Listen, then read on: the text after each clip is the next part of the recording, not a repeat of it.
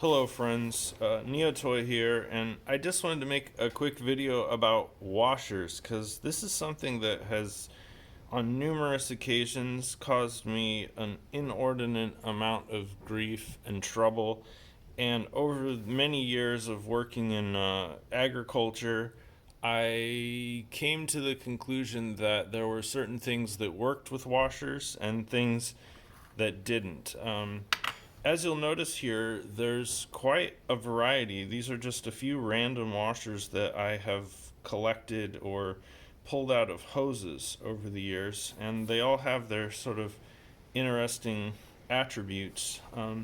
These two packages I just purchased the other day because, in my opinion, the combination of these two types of washers will give you the best results overall, and I'll go into a little bit of detail. But first of all, I just want to say,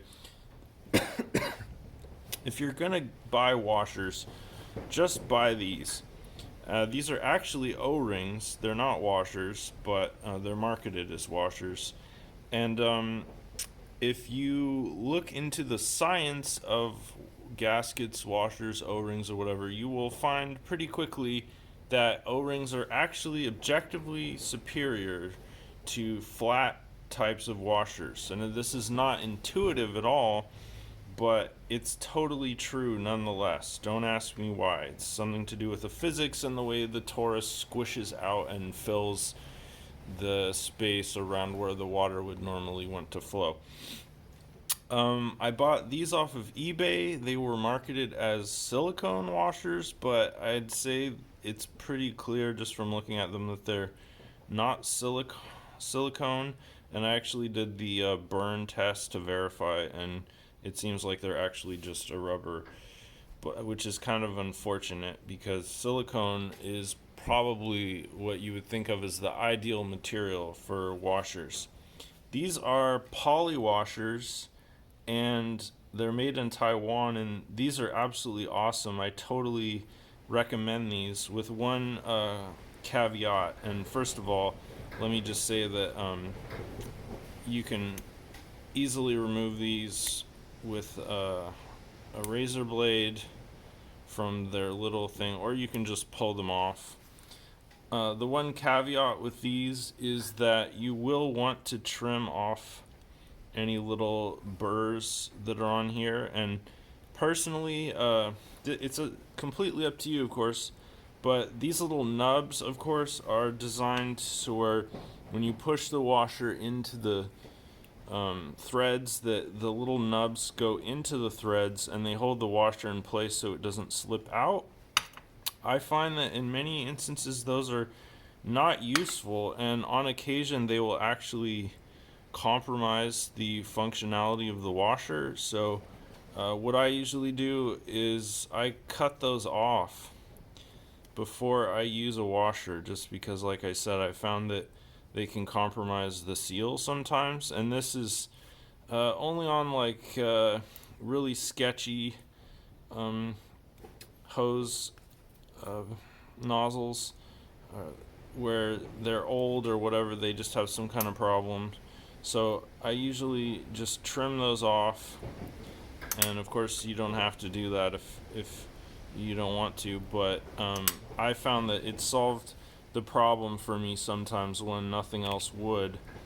And usually if a fitting is engineered properly, the washer is going to stay securely in there whether or not you have those little nubs on there or not.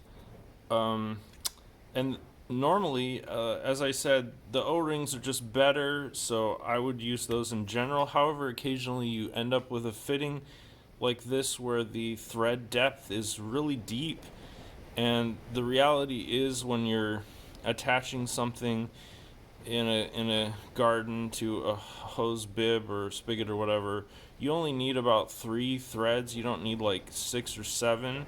So in that case, I do what I call washer stacking, which is where I'll just put like 2 or 3 or 4, however many washers I need to put in there, stack them up so that there's only, a couple or a few threads for purchase there, because you don't really need to just keep screwing. It doesn't give you a huge advantage in terms of pressure or anything. Of course, if you're using brass nozzles, you're always going to need less threads because it's a much tougher material. If it's plastic, a few more threads might actually be nice sometimes. But overall, I found that it's in general, it's just far easier to deal with less threads. And if something goes wrong, you can just easily remove and put back on with minimal hassle. So washer stacking, that's one little pro tip that was very useful to me over the years. When it comes to getting washers out, sometimes it's nice to be able to just pop them out with something through the other side if it's an open-end fitting like this. Anyway, that's neither here nor there. A little interesting complexities here. Every washer manufacturer seems to have their own idea of how to reinvent the wheel. This one has these little teeth here, which I have no idea what those are for, and I feel like that would just make the seal even less likely to operate. I didn't bring an actual hose in here, but I think it's important to mention that the key with any sort of fitting like this or hose end, the thing that allows for there to be a seal is for a hard, flat edge on the inside that goes directly to where the hose is attached. A lot of cheap hose nozzles, what they have is like a crimp or a stamp that holds the hose against the nozzle, and those can fail over time, and in that case water will leak out through the crimp area, and when that happens you're kind of SOL for that nozzle. You're gonna have to cut it off and replace it, which I might make another video at some point showing how to do that, although I'm getting a little off topic. Anyway, the important thing that I wanted to mention here is that washers, optimally, they need to squish up really hard against the flat connected part of metal inside the nozzle, and then when the hose or the male nozzle screws in there, the edge of it, this little edge right here, has to smash up against the other side of the washer, making a sandwich, right? And that is how you get a good seal. The only problem that can sometimes happen is in real life, no matter how precisely engineered your pieces are, like this is really well engineered, you can see it's a very tight fit. Sometimes water will come out from around that little crack there, and then it will travel up the threads and leak. And that problem is only really solvable if the washer is able to, in addition to being vertically compressed, is also able to horizontally kind of expand to fill the gaps in this area around where the threads terminate and the bottom part of the hose is flattened out.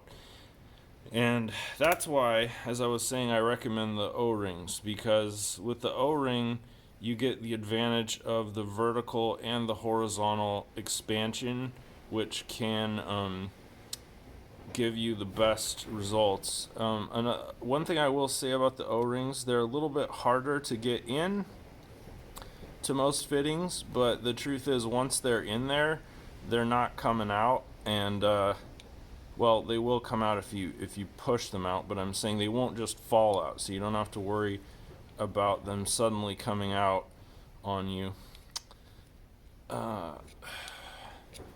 So yeah, definitely just go with these O-rings if you can get them. This was like $3 or something. They're very reasonable for what you get. And then these are good for if you want to do stacking. The poly is particularly useful as opposed to rubber, like these are, because rubber will actually break over time. These are really old washers, and you can see they just snapped right in half because the rubber just over time it just decays. It goes through this weird process of disintegration and becomes brittle. That can be because of UV light or just aging. But these poly washers, these will last for about 14,000 years. They're never gonna decay like the conventional rubber. And honestly, I feel like you just get better results with these in general because of the material. It's a little more squishy. Like the rubber tends to also harden as it ages, which really sucks because a washer needs to be, ductile. Uh, Fatter washers are useful sometimes if you can get away with it. You don't want to do washer stacking. Sometimes you can find these thicker washers, which are nice. They also kind of minimize the number of threads you have to deal with when you're moving fittings back and forth. These washers are kind of interesting. They have a smaller aperture in the middle, so in theory what that does is it gives you more leeway when you don't know exactly what's going on with the male part of the hose because there's more area for coverage. I've actually had this happen sometimes with washers where I screw it in and I have to screw it really tight, and the washer actually pops inside the male part of the hose. It's like the worst thing, and of course compromises the seal. With these larger washers, you don't have to worry about that as much because of the extra material. However, the main problem with these is you'll notice right away is that they do restrict a little bit of the water flow, so you get a little bit less throughput that way.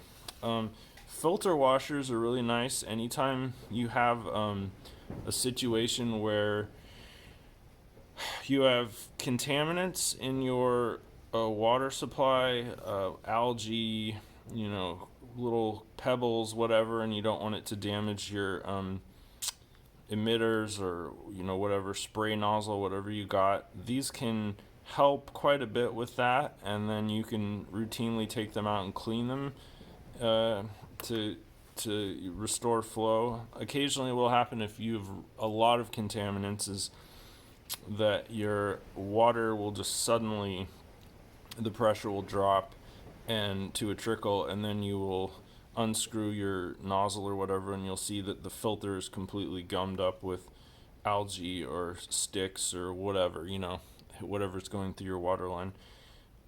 These come in different gauges of meshes. Some are much finer than this. This is sort of a general purpose mesh gauge that would be used for like I was saying, algae or little rocks, but it's not really useful if you were going to do like drip irrigation. For drip irrigation, you'd want a really fine mesh, like probably 10 times finer than this, so that it would be able to block all of those really tiny, tiny particles that could block drip emitters and so forth. So yeah, that's just about everything I had to say about washers, I guess, for now, because if I've learned anything over the years with irrigation, it's that you will constantly be learning new things and being frustrated and foiled at each attempt to finally create the perfect watertight seal in any system. It's just a real pain in the ass. But these O-rings will go a long way towards solving 90% of your problems, and then these poly washers can sometimes fill in that other 10% if you're still having trouble. But at the end of the day, if you're still having a leak after you've done everything you can with the washers, it's probably because your hose is compromised somewhere between where the hose actually attaches to the metal or plastic end part, the fitting. So yeah, I hope you guys will find this helpful. I got these at my local hardware store. I'm lucky that my hardware store carries these specialized uh, O-ring washers. You might have to order these online if you can't get them locally wherever your thrift store is. But yeah. All right. Thanks for watching. Good luck.